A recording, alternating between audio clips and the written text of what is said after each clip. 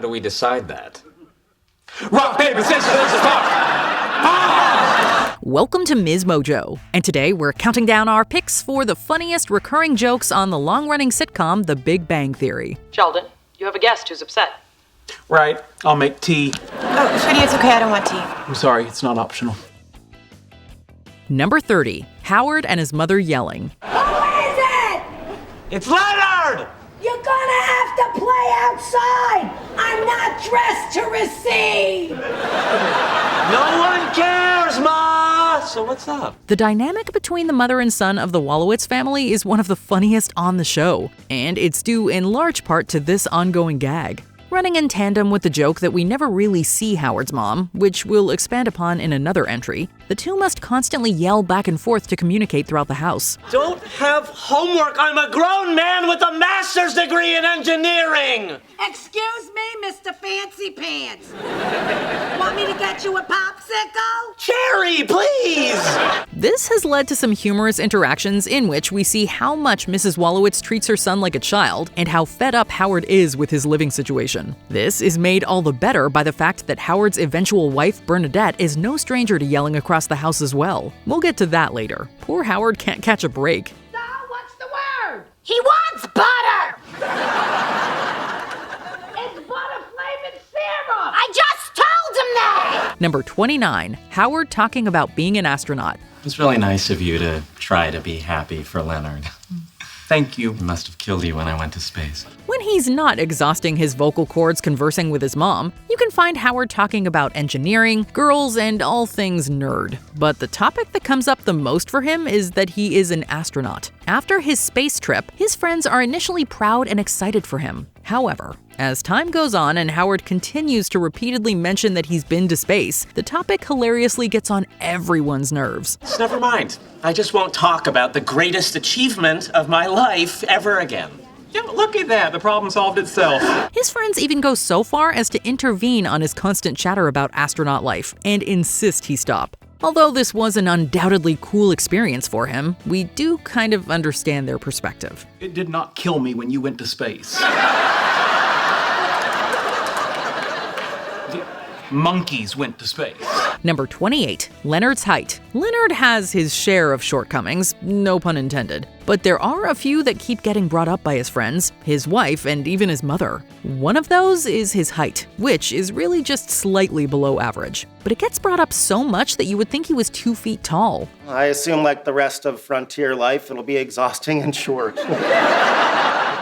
You're exhausting and short. Whether he's embracing it by dressing up as a hobbit or enduring the insults from his nearest and dearest, it's fun for us to watch. We're happy he doesn't let his size or his insecurities stop him from reaching for the stars, though. How else would he have ended up with a PhD and a wife like Penny? That is some short king energy. Well, I guess for you guys, that's like regular golf. Short jokes, really?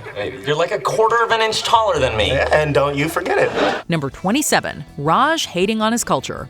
Howard has a good time making fun of his best friend Raj, and he even does an impression of his accent too. Give me the phone. Why? Just give it to me. What are you doing? Don't worry, you'll thank me. However, no one makes fun of India and all that it entails more than Rajesh Koothrappali himself. He talks about how spicy the food is, how overcrowded the streets are, and he has opinions about his parents meddling in his love life. If you decide on a spring wedding, we can avoid monsoon season. A spring wedding? It's up to you, Davey. Don't want to meddle. If you don't want to meddle, then why are you meddling? He leans into and jokes about Indian stereotypes constantly, and his perspective on his own culture has led to some of the best one-liners in the show. After all, who doesn't love some good old-fashioned self-deprecating humor? Do you know at the Mumbai McDonald's you can't get a Big Mac? All you can get is the chicken Maharaja Mac. And the special sauce? Curry. Which, in India, believe you me, is really not that special. Number 26, Leonard's mom loving Sheldon. Most mothers would be proud of their kid having a PhD, right? But if you're Dr. Beverly Hofstadter, that statement could not be more wrong. She basically has one emotion, and it is as neutral as can be. She's clearly a true scientist at heart, and fails to understand human feelings she deems unnecessary. This puts a strain on her relationship with Leonard, but makes her extremely compatible with Sheldon. You see right through me, don't you? Only when you're in a CAT scanner. They have way more in common, both seemingly robotically putting scientific endeavors above all else. When we see Beverly and Sheldon interact, we don't know whether to laugh out loud or cry at Leonard's expense. But it's 1 o'clock. You were going to show me your laboratory at 1 o'clock. Her reasoning is unassailable. It is 1 o'clock. Fine, let's go. Number 25, video chatting with Raj's parents. Raj's family becomes a prominent part of the series as it goes on, with his sister even moving to Pasadena and dating Leonard. His parents are quite involved too, but they usually only interact with Raj through a computer screen. Because of that, their relationship becomes a running joke of awkward camera angles and bad internet connection.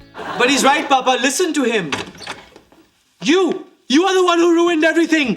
Who is it? We can't see. Turn us. It's especially funny when they try to enforce their strict rules on Raj from thousands of miles away. We're sad we didn't get to see more of them because, let's face it, Raj's parents contribute to some of the best moments on the series. You are wearing the boxes that we sent you, aren't you, Rajesh? Yes, Mummy. Because you know what happens to the samosas when you wear the tighty whities. Number 24, a hot beverage. We have to give kudos to Sheldon. Despite his stilted social skills, there are moments where he genuinely tries to form human connections based on social norms he's identified with. For example, he comes around to gift giving, tries to be intimate with Amy at appropriate times, and even works hard to be a good host. Leonard, social protocol states when a friend is upset, you offer them a hot beverage, such as tea.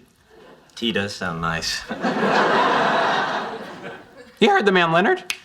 The latter often includes him making the guest a hot beverage, and we giggle every time we hear the offer. The fact that he doesn't say coffee or tea, and instead just goes with hot beverage shows how foreign and forced this is to him, which makes it that much funnier. Sheldon, your friend is hurting. What do we do when someone's hurting?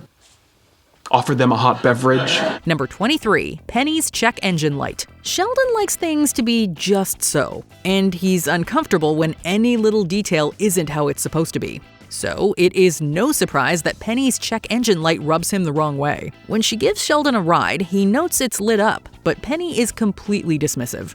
If it were fine, the light wouldn't be on. That's why the manufacturer installed that light, to let you know it's not fine. I don't know, maybe the light's broken. Is there a check the check engine light? It's a comical interaction, so much so that The Big Bang Theory couldn't resist bringing it up a few more times in the series. It's also a perfect metaphor for Sheldon and Penny, since he is a textbook perfectionist and she very much just goes with the flow. I pointed out the check engine light to you several months ago. No, the check engine light is fine. It's still blinking away. It's this stupid engine that stopped working. Number 22, rock, paper, scissors, lizard, Spock. Then I believe we've arrived at another quintessential rock, paper, scissors, lizard, Spock moment. These geniuses nerd out about absolutely everything, so we are not shocked they even have their own semi-Star Trek-inspired version of something as simple as rock, paper, scissors. Whenever they need to make a decision, the fists come up and the confusing game begins. If that wasn't funny enough, we can't get over Sheldon's lightning-fast explanation of the rules. Scissors cuts paper, paper covers rock. Rock crushes lizard, lizard poisons Spock. Spock smashes scissors, scissors decapitates lizard. Lizard eats paper, paper disproves Spock. Spock vaporizes rock, and as it always has, rock crushes scissors. Rock, paper, scissors on its own would obviously be too simple for them, but this version is still just a more complex game of chance. So, at the end of the day, it's really no different, which makes it all the more hysterical. Okay, who gets the extra dumpling?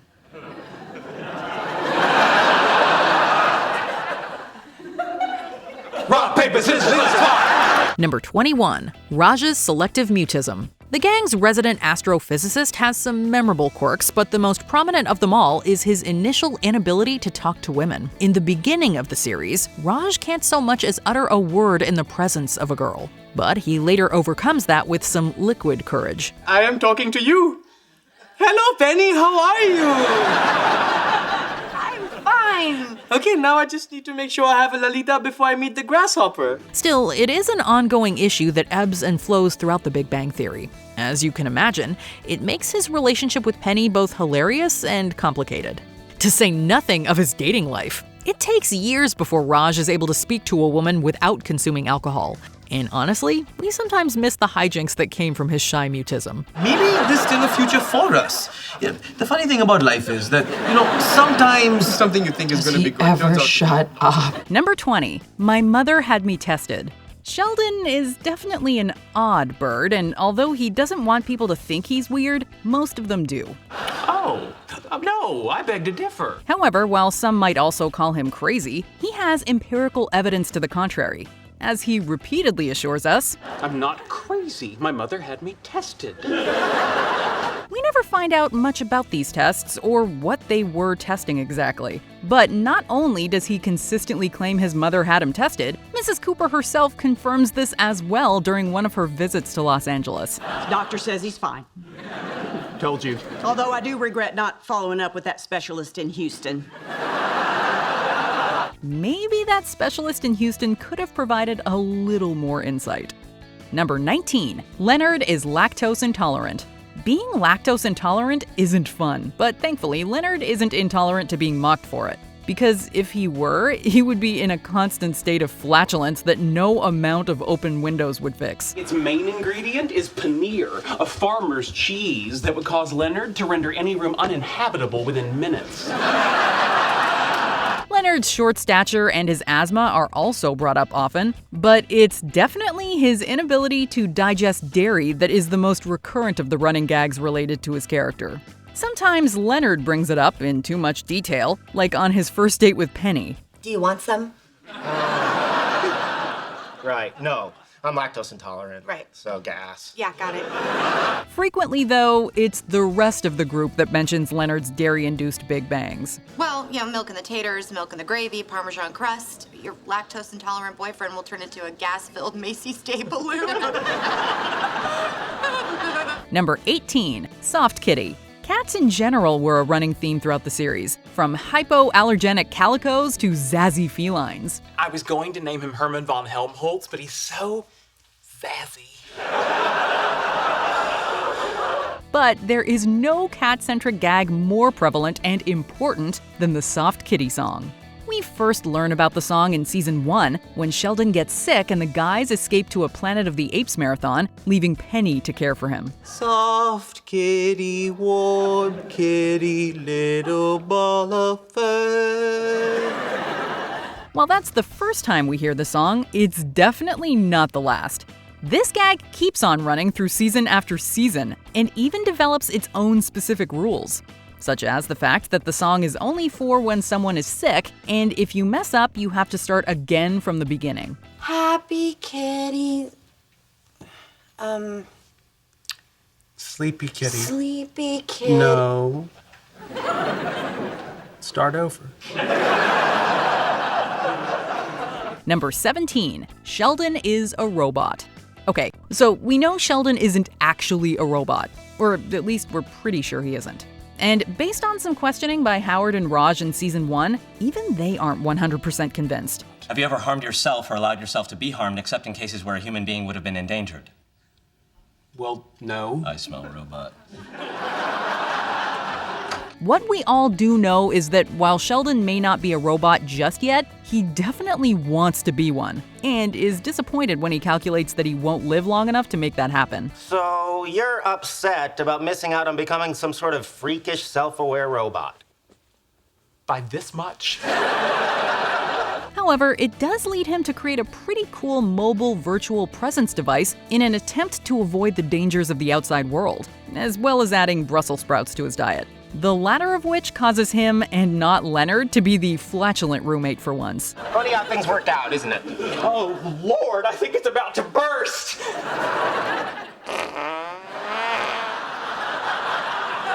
On the other hand, it might have been the Brussels sprouts.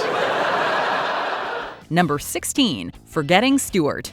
When the series began, Stuart Bloom, yes, that's his last name, was a confident, talented artist and proprietor of a comic book store. Now give me the picture. Well, you drive a hard bargain, but here. All right. So just give me a call. So, Leonard, how are you enjoying Anything Can Happen Thursday?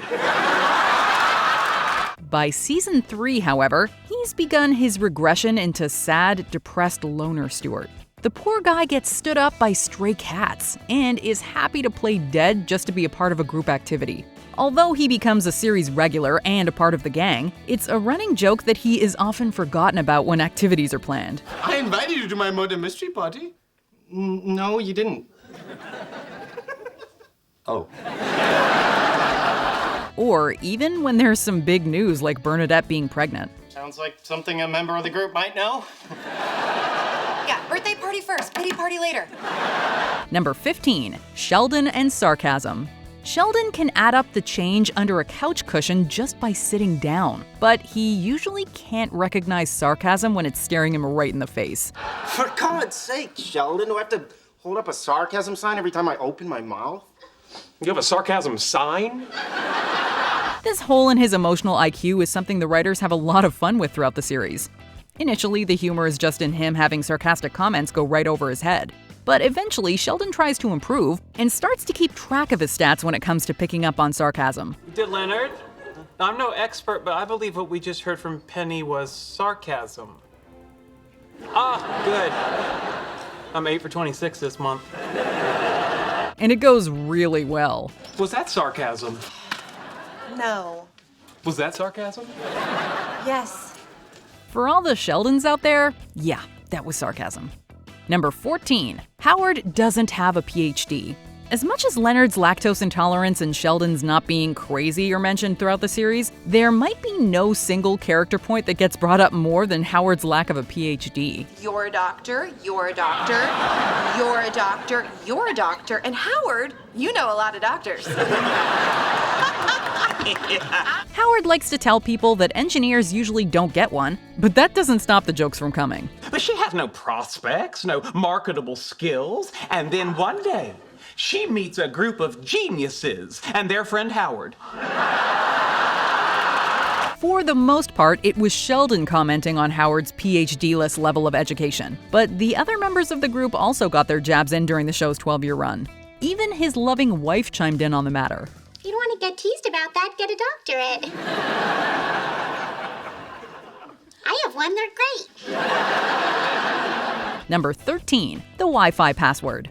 Maybe the most impressive thing we noticed in the show is the strength of the Wi-Fi in Sheldon and Leonard's apartment.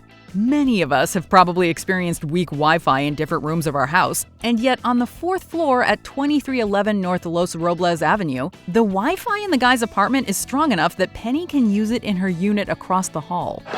Hey, Leonard, is your Wi-Fi down? I can't get on. Oh, Sheldon changed the password. It's now Penny is a freeloader.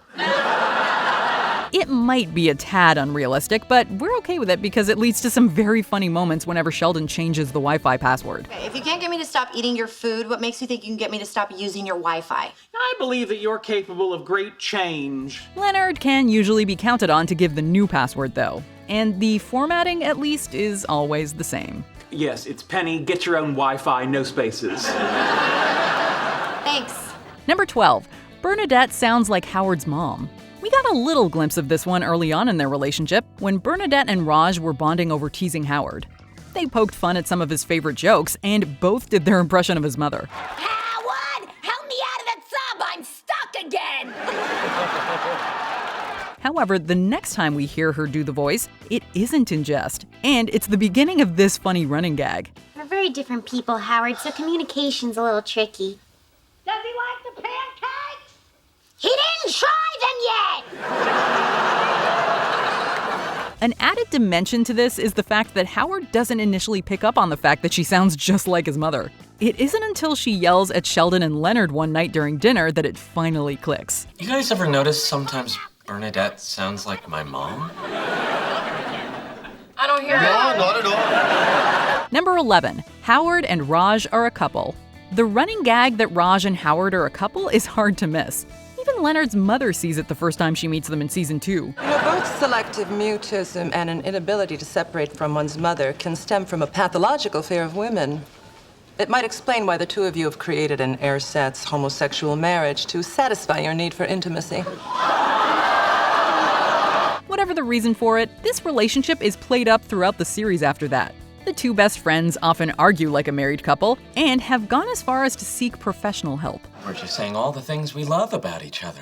Oh, like you and I did at couples therapy. They even kissed 2 times, once virtually, and they've felt each other up. We aren't sure what base that would be for Bernadette, but it sure sounds like first base to us. Yeah, maybe. Number 10. Restraining orders.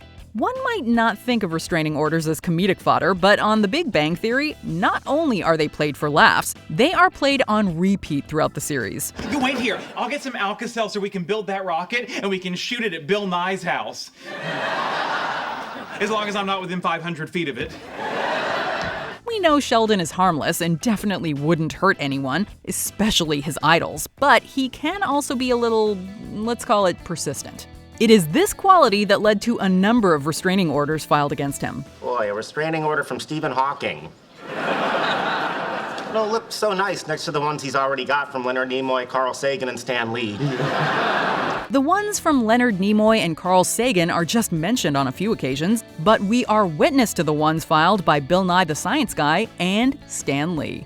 You boys may have had gelato with Stan Lee and gotten autographed comics, but I saw the inside of his house and got an autographed application for a restraining order. Number 9. Amy crushing on Penny. The growth of Amy Farrah-Fowler was one of the biggest character transformations on the show. That sounds so great, but I have a little more studying to do. Can you believe this nerd?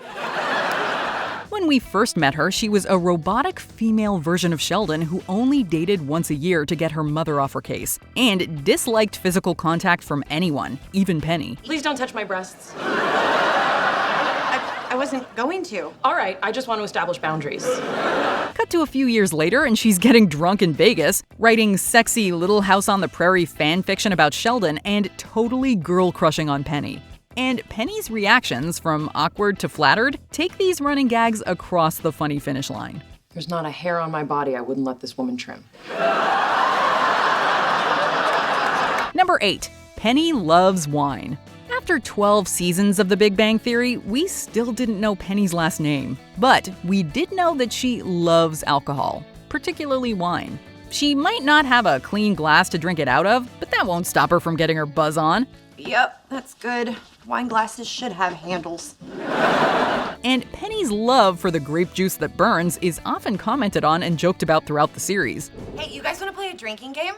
Oh, well, we'll never win. You always play the drinking game. It also serves as the catalyst for a few of the biggest moments on the show, including her first ever kiss with Leonard and that ill-advised hookup with Raj Quickdraw Koothrappali. This never happened. Do you understand me? Really? Still can't talk to me? Number 7. Food questions. Sheldon is a man of routines and habits, and when he finds something he likes, he sticks to it. There's no harm in trying something new. There's a lot of harm in trying something new. Well, that's why we test out drugs and cosmetics on bunny rabbits. That includes his food, as anyone who brings him his meal is sure to discover via a barrage of questions regarding its contents and preparation. Did you remember to ask for the chicken with broccoli to be diced, not shredded? Yes. Even though the menu description specifies shredded? Yes. Brown rice, not white? Yes. Did you stop at the Korean grocery and get the good hot mustard? Yes. Did you pick up the low-sodium soy sauce from the market? Yes. Thank you. You're welcome. What took you so long? While there are a few people who get the full questioning treatment, most of the time it's Leonard on the receiving end. Leonard does get to turn the tables on his roommate one time, though, and inundate him with questions. Black beans, not pinto beans? Yes. Double guacamole? Of course. No cilantro? Nope. Lettuce shredded, not chopped? Yep. You understand why I'm doing this to you? I do. That'll be all. It is a very happy moment for Lenny. Number 6. Bazinga. No running gag or quote from the show has been entrenched into our pop culture lexicon more than Bazinga. Once again, you've fallen for one of my classic pranks. Bazinga. If you don't own a red t-shirt emblazoned with the word, know someone who does, or have seen someone wearing one, we assume you haven't left your house in the last decade. The word was first uttered in the season 2 finale and remained a memorable staple, even making its way into the prequel Young Sheldon. If it's funny, it's Bazinga. Interesting. All to say, Bazinga was uttered many a time, but maybe the most memorable was the classic ball pit scene in which Sheldon, while evading Leonard, continuously pops up out of the balls and proclaims his signature catchphrase. Bazinga. Bazinga. Bazinga! Number 5. Mrs. Wolowitz. From Cheers to Home Improvement, there is a history of television shows featuring a character whose face is never completely revealed to the audience. Maybe you shouldn't try to have all the answers and instead ask more questions. And The Big Bang Theory carried on that tradition with Howard's mother, Mrs. Wolowitz. Not only is her face never revealed, besides one brief moment passing by an open kitchen door, but she is never even seen on screen. Although she is most definitely heard. Do their parents know they're here? No, but if you keep screaming, maybe they'll hear you! As previously mentioned, her loud, wall-penetrating screams were an integral part of the show, and a running gag that continued until the sad day she passed away. I didn't care for her yelling. But now that I'm not going to hear it again, I'm sad. If you want, I can yell at you later. It won't be as good. Number 4. The Roommate Agreement.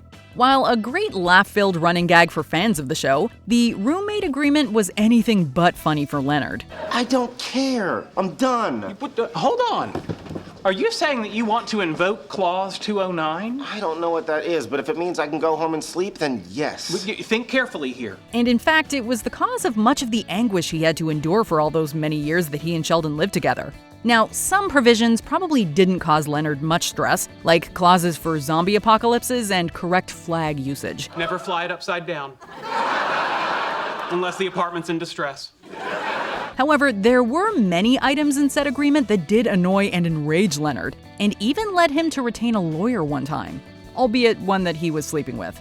Schooled. Legal principle is ambiguity in a contract benefits the party that did not draft it. In this case, Leonard. So much for count 1. But there's no but, Sheldon. That's how the law works. Schooled. Number 3. Sheldon's Spot. It is the singular location in space around which Sheldon's entire universe revolves, and it's the running gag that began on the very first episode. It is, of course, Sheldon's Spot, and if you know nothing else about it, you know not to sit in it. And if you don't know that, you find out pretty quickly, as Penny did in the pilot episode. In the winter, that seat is close enough to the radiator to remain warm, and yet not so close as to cause perspiration. In the summer, it's directly in the path of a cross breeze created by opening windows there and there. It faces the television at an angle that is neither direct, thus discouraging conversation, nor so far wide as to create a parallax distortion. I could go on, but I think I've made my point. Sheldon's Spot is an ever-present running gag that even extends beyond the apartment into his parking spot at the university. The fact that he doesn't have a car is irrelevant. Maybe they reassigned it because you never use it. Well, I'm not using my nipples either. Maybe you should reassign those. It also leads to one of the most heartfelt gestures of the entire show when he gives his spot to Howard, even if it only lasts 94 seconds. I changed my mind. Get out of my spot. Number 2. The Broken Elevator. On the surface, there may not be anything inherently humorous about a broken elevator, but the fact that it is broken does lead to some funny situations, often involving heavy items being carried up the stairs. Almost there. Almost there. Almost there. No, we're not. No, we're not. No, we're not. This includes new furniture for Penny and a time machine for Leonard. The broken elevator with the crime scene tape across it is a silent yet ever-present character on the series. Sheldon, when is your landlord going to fix the elevator? I don't know. Lately, we've been talking about converting it into a missile silo. One that becomes so ingrained in the fabric of the show that when the elevator is finally fixed in the penultimate episode, it leads to one of the biggest audience reactions of the entire series. I can't take any more.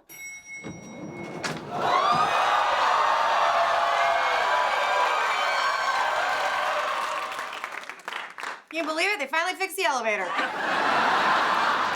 Before we continue, be sure to subscribe to our channel and ring the bell to get notified about our latest videos. You have the option to be notified for occasional videos or all of them. If you're on your phone, make sure you go into your settings and switch on notifications.